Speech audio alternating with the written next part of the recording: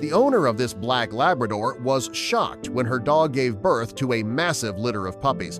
They filled the house with barking sounds and ripped open trash.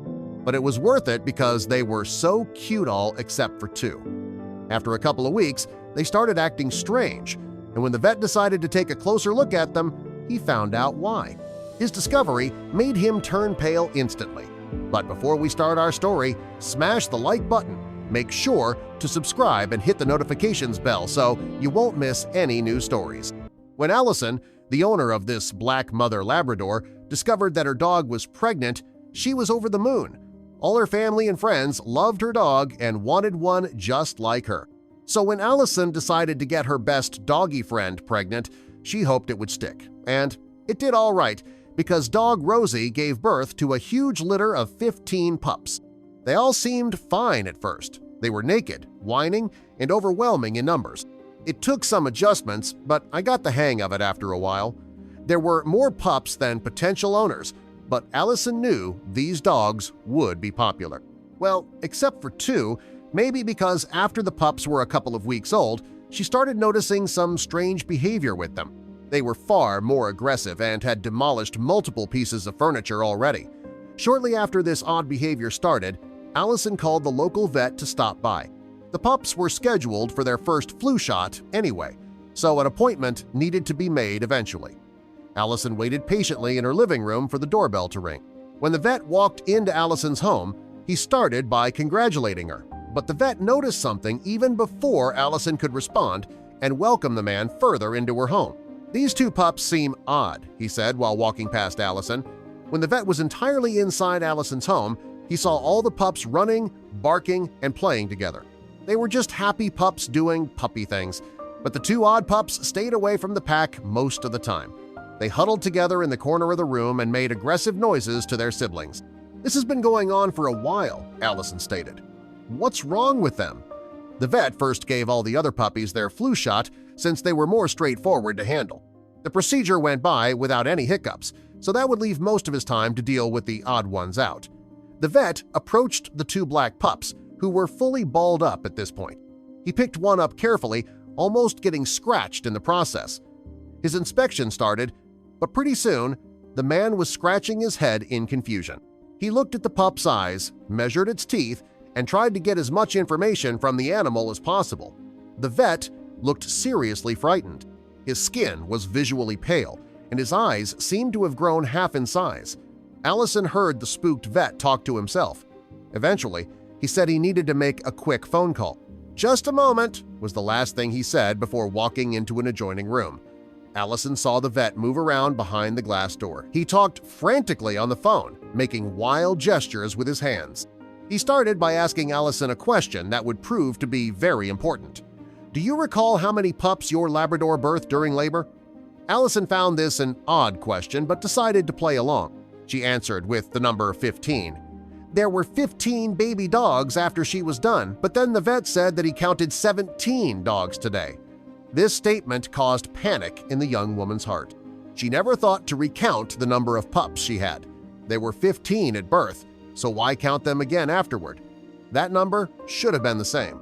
And Allison's panic grew even more significant after the vet finally concluded what these animals were.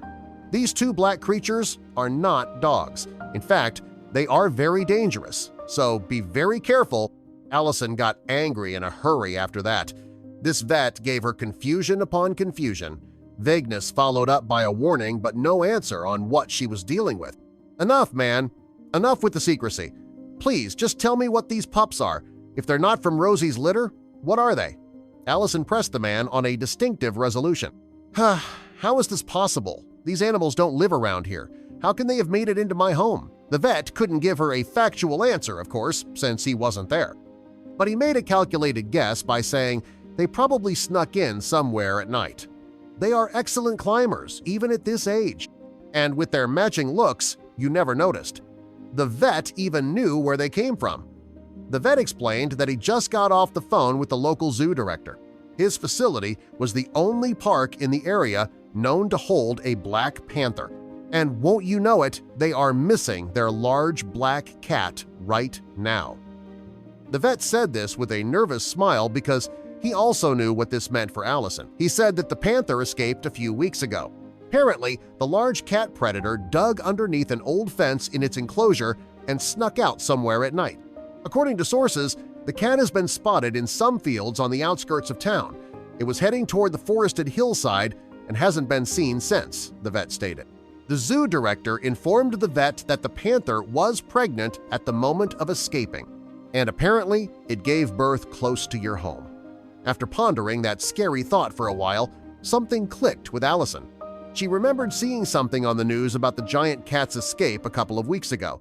Police advised residents to stay indoors for a while, but the story lost traction and was never mentioned again. She never connected this escape with her litter. Why would she have? Panic was sinking in with Allison, causing her to act irrationally. The young woman paced around the house, hoping it would help her think straight. While doing that, she also tried to lure her pups away from the panther cubs since they were dangerous and clearly getting irritated from the busy litter surrounding them. With trembling hands, she eventually reached for her phone.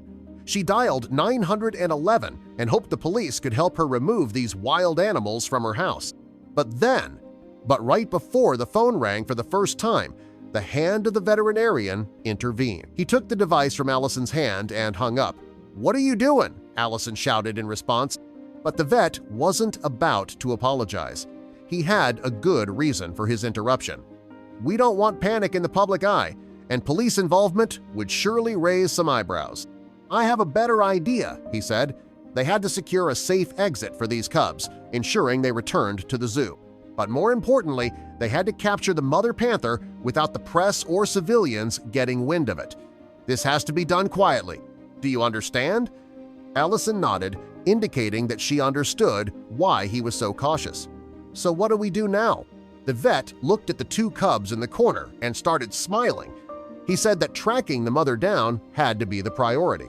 "We already have the cubs, so as long as they don't escape our sights, we are good, I think." But finding and grabbing the grown partner wasn't going to be easy. Luckily for Allison, this clever vet had a plan. "We have to lure the creature out of hiding, and you have the perfect tools for it – her babies." They finalized a plan. By morning, Allison saw a small team on her lawn, led by the vet and supported by a wildlife rescue unit. The team geared up with camouflage vests and tranquilizer guns. The mood was serious.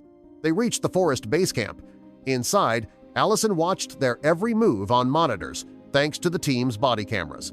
It allowed her and the vet to see the forest terrain as the team pushed forward. She heard the team captain speak through the feed. "Stay alert. We're deep in panther territory now. The animal will see us before we see her." A growl pierced the air, tense and sharp. Allison knew the mother was near. She was tense, staring at the screens, when the Jeep door swung open suddenly. With the van doors opened, the cubs could sense the environment. At the sound of another growl, they cried out. The rescue team crept back toward the vehicle. The mother panther was coming. The vet couldn't do much. He had no connection with the cubs and couldn't risk facing an adult panther. So Allison acted. She softly spoke and sang to the cubs, soothing them. Surprisingly, they calmed, staring at her quietly. But tension lingered. Was it too late? With the cubs calm, the team arrived back at camp. Allison peeked out of the Jeep. The team had formed a circle around the vehicle, tranquilizer, guns ready. Then, out of nowhere, the Jeep's cameras were usually operated by a professional, but now Allison took over. Thanks to the advanced zoom and infrared, she became the team's eyes. She spotted movement to shadow on the right. "There is movement to your right," she shouted, but no one heard her from the van. Frantically, she grabbed a walkie-talkie and contacted the nearest team member. "Member 163, movement in the bushes to your right." But it might have been too late. Moments later, the panther burst from the underbrush with a violent growl. The team froze caught off guard despite their training. No shots were fired. The animal was fast, and for a moment, no one reacted. Then, Allison did something reckless. She grabbed the cage holding the cubs and stepped out of the vehicle, placing herself in direct danger. She moved to the center of the circle, locking eyes with the predator. Heart-pounding, she placed the cage down without breaking eye contact. The panther advanced, ignoring the armed rescuers. Within seconds, the massive cat stood just a few feet from her. Allison closed her eyes, overwhelmed. The sound of heavy breathing and soft growling filled her ears. Slowly, she opened her eyes to find the panther face to face with her. Yet, instead of attacking, the animal gently nudged the cubs. The team watched in astonishment. Allison's bond with the cubs seemed to transfer to the mother. One rescuer told her, "She trusts you because her cubs do." Allison smiled, watching the heartfelt reunion. She had only known the cubs for a few weeks, but they had left a mark. "They were a handful," she said, "but I loved them like the rest of my pups." The moment was so powerful it made the team forget their objective. But the captain snapped back to reality and took the necessary action. He fired a tranquilizer dart. The panther collapsed peacefully. Soon, all three were en route to the zoo, safe and sound. Allison watched them leave, tearful yet grateful. Though they were gone, they would never leave her heart. The next day, after tending to her other animals, Allison visited the zoo. She had been invited to check on the panthers. Excited, she entered the park and walked to the enclosure. It was lush and forest-like perfect for the panther family. At first, there was no sign of them, but then the cubs ran toward her. Their mother followed close behind. It was clear they remembered Allison. The cubs pressed their faces against the fence, mirroring her movements. Then, to everyone's amazement, the mother panther did the same. Their bond was undeniable. The zoo director, witnessing the emotional moment, thanked Allison and gave her lifetime admission. She accepted, but what mattered most was knowing the animals were safe and that she had made a lasting impact.